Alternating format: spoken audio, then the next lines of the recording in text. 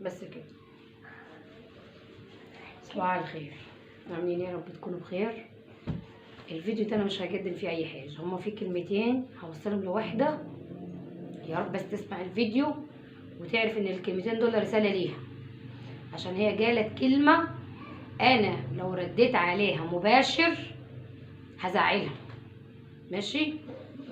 اولا بتقولي طالعه تشحت على اليوتيوب.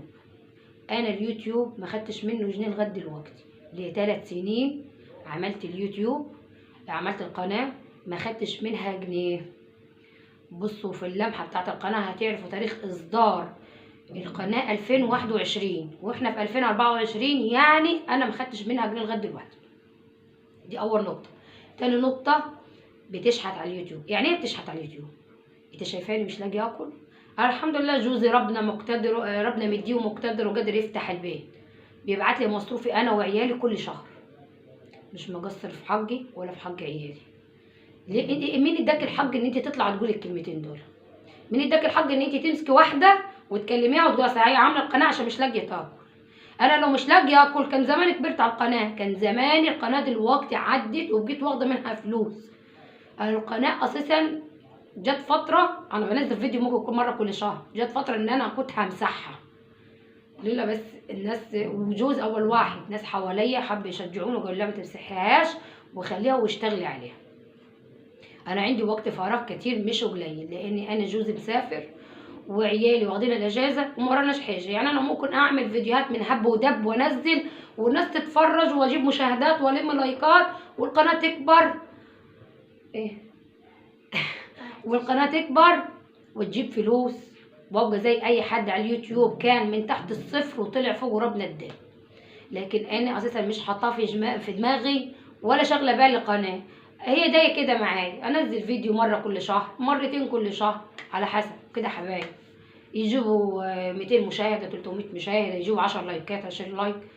ازيد من كده انا الفيديو الوحيد اللي عدى 20,000 مشاهده مش عارفه اعدي ازاي، هو كرم ربنا ليا، لكن انا مش عارفه اعدي ازاي. انا لا حطيت ساعات مشاهدات ولا اشتريت لايكات ولا عملت اي حاجه، انا بوزع الفيديو كده على القناه وبسيبه، جاب ما جابش ما بشغلش بالي، مريحه دماغي ومش حطاها هي مصدر رزق ليا. انا الحمد لله معايا مشروعي اللي بصرف منه وبكسب منه الحمد لله، وجوزي بيبعت لي مصاريفي ومصاريف عيالي ومصاريف البيت كله.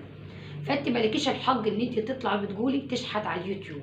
انا لا خدت هديه من حد من على اليوتيوب، ولا حد بعت لي حوالات، ولا حد بعت لي اي حاجه ولا هدايا ولا اي حاجه على اليوتيوب. انا في حد من السعوديه عرض عليا ان يجدد لي المطبخ كله، جوزي عارف بالكلام ده، يجدد لي المطبخ كله وانا رفضت. لاني ايه المقابل؟ اعمل له اكل بكميات اطلعها بره للناس الفقيره، للناس اللي هي الشجيانه ووزعها في الشارع، يعني بمعنى صح. انا مش بقدر اعمل كميات. ويوم ما عملت الكرنفال بتاع مدارس الاحد اللي هو 450 بيتزا اللي انتوا الفيديو اللي انتوا شفتوه، انا كان معايا حد بيساعدني، وانا ما ينفعش كل ما يطلب مني ان انا اعمل اوردر اطلعه بره للناس الغلبانه اني انا اجيب حد يساعدني، لان انت بتعملي كميات كتيره، مش بتعملي فرخه ولا فرختين، انت ممكن تطبخي ب 30 فرخه 20 فرخه، ده غير الحاجات التانية. انتوا فاهمين؟ فالموضوع ده عايز واحده متفرغه، فانا رفضت. لو انا بتاعت مصلحتي كنت وافقت اجدد لي المطبخ كامل، يعني يصرف اكتر من 70,000. الكلام ده كان من 6 شهور او 7 شهور من قبل جوزي يسافر، الكلام ده كان من فتره كبيره وانا رفضت. كان في بدايه القناه، يعني الموضوع ده كان ممكن يعدي القناه يعني تعدي مشاهدات وتعدي الارباح بتاعتها، بس انا رفضت لاني انا مش هقدر انفذ له طلبه ان انا اعمل اكل بكميات كتيره.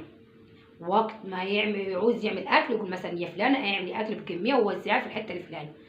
طب مطلوب منك ده رد الجميل اللي هيعمله لك ان انت هجدد لك المطبخ، ده رد الجميل بتاعه. ماشي؟ فانا رفضت لاني انا مش قد اللي هو المسؤوليه اللي هو هيحملها لي.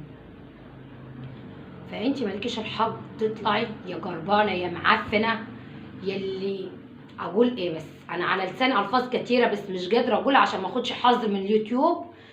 انت عارفه نفسك وعارفه مقامك كويس. انا واحده غصب عنك عشان تبقي تقولي بيجيت واحده، انا واحده غصب عنك بكيان وشخصيتي واحترام الناس ليا، انا واحده غصب عنك ما تقدريش تعيبي فيا نص كلمه.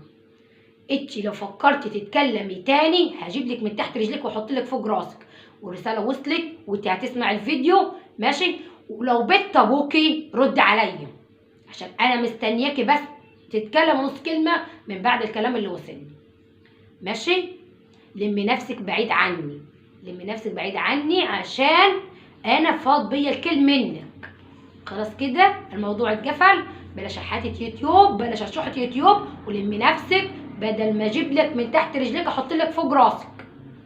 خلاص كده الفيديو، ولا عايزه لايكات ولا عايزه مشاهدات ولا عايزه اي حاجه. اللي يحط لايك يحط، ما يحطش انا مش عايزه اي حاجه. وممكن في يوم وليله تلاقوني مسحت القناه، ممكن في يوم وليله مسحت القناه. خلاص كده الموضوع خلص. يلا مع السلامه.